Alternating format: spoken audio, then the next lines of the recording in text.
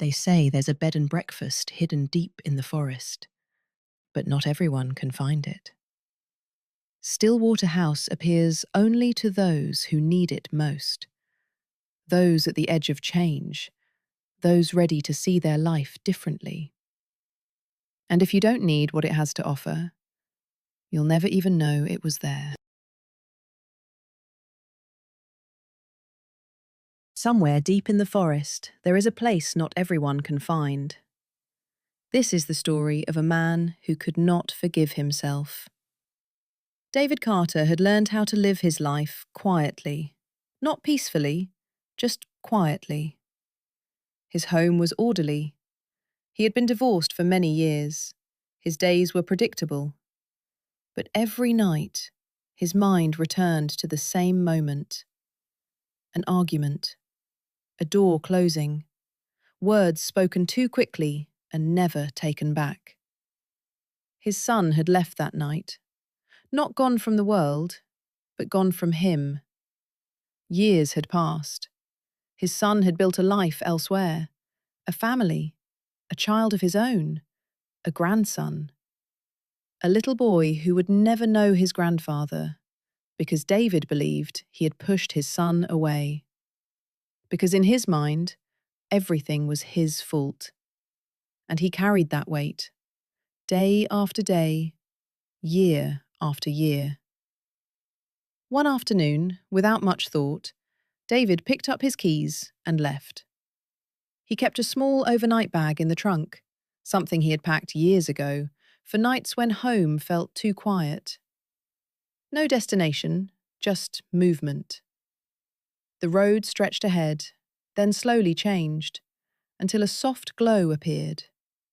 A lantern. And beside it, a wooden sign. Stillwater House, Bed and Breakfast. Margaret opened the door as soon as he knocked. She greeted him with her usual gentle smile. David shifted slightly. "I just need a room," he said. Margaret nodded. "Of course." No questions, no pressure, just understanding. She asked him to register, which he did. Then she disappeared into the kitchen after he agreed to a simple dinner. David sat at the dining table, eating the warm, delicious meal. Margaret sat nearby. After a while, she stood and cleared the dishes.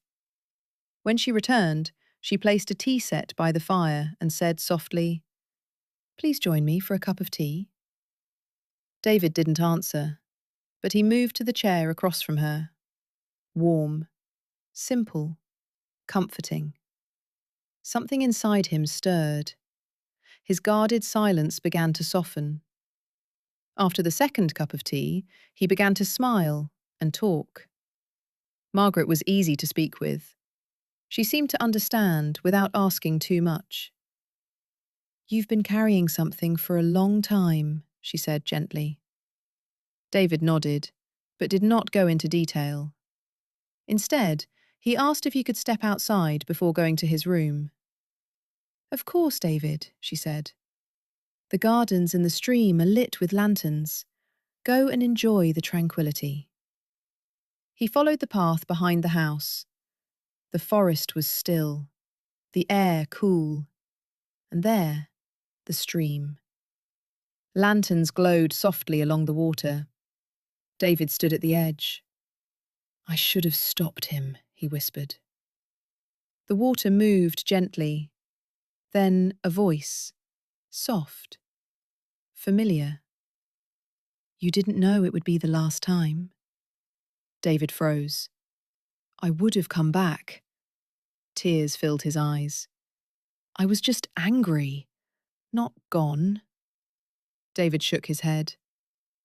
"I didn't stop you." A pause. "You didn't need to." The lantern light shimmered. "I knew you loved me." That broke him. "I never got to say I was sorry." And then, softly, "You don't need to say it to me. You need to believe it for yourself. You are hurting yourself by believing that everything was your fault. Dad, I had a part in it too. Dad." I miss you. Silence. The presence faded, but something remained. Not closure, but permission. The room was comfortable and the bed was inviting, but David could not sleep. The experience at the stream, the voice, the conversation. His mind would not quiet. What had happened there was something he could not explain, but it had changed something inside him. The next morning, David sat at the table with a cup of coffee in his hands. Margaret joined him quietly. "Some things feel heavier when we carry them alone," she said. "He has a son," David said softly. "My grandson." Margaret looked at him gently.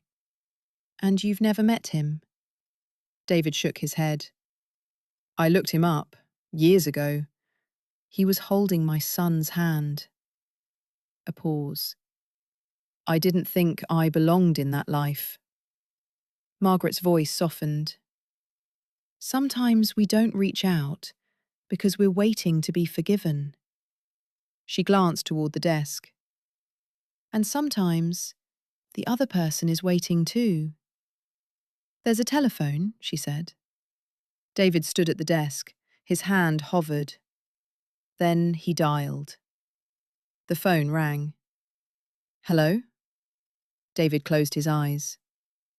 "Dad?" The pause. "Scott. I am so sorry," David said. "I didn't think you wanted me to come back," his son replied quietly. David's breath caught. "I didn't think I deserved to ask you to." A long pause. "I'm sorry," David said again, softly. "I know," his son replied. "Dad, I'm sorry too." And something opened. Not everything, but enough. They spoke for a while, the weight between them beginning to lift. Scott asked his father to come and visit. David returned to the table. "Thank you," he said to Margaret.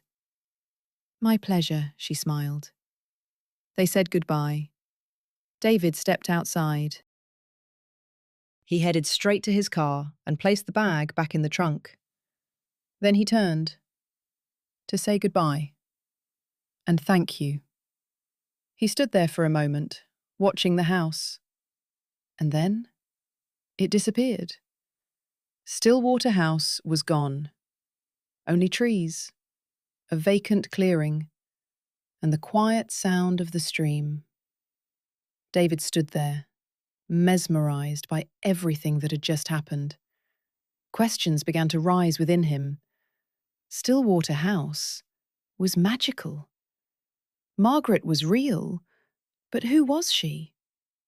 How had he sensed his son by the stream, heard his thoughts, felt his presence, as if he had truly been there? And how, in a single evening, had he been able to feel lighter than he had in over 10 years? For a moment, the disbelief lingered. But slowly, it began to fade. And in its place, something else emerged. Gratitude. Every question softened, every doubt quieted. David no longer needed answers, because what he felt was real. He had been given something he didn't know how to find on his own. And somehow, that was enough. David stood a little taller, breathed a little deeper. For the first time in years, he felt free. Later that afternoon, from the quiet of his living room, David booked a trip. Not to escape, but to arrive. To see his son. And for the very first time, his daughter-in-law and his grandson. And this time, he would not wait. If this story touched your heart, please subscribe to our channel, hit like, and share this video with the people you love. We'd truly love to hear what you felt. What did you think of this story? Did it make you think of someone in your real life? Leave a comment below and share what is in your heart with us. Every comment you write is appreciated. We wish you good health, peace, joy in your everyday life. Thank you for staying until the end of our story. We will see you in the next video.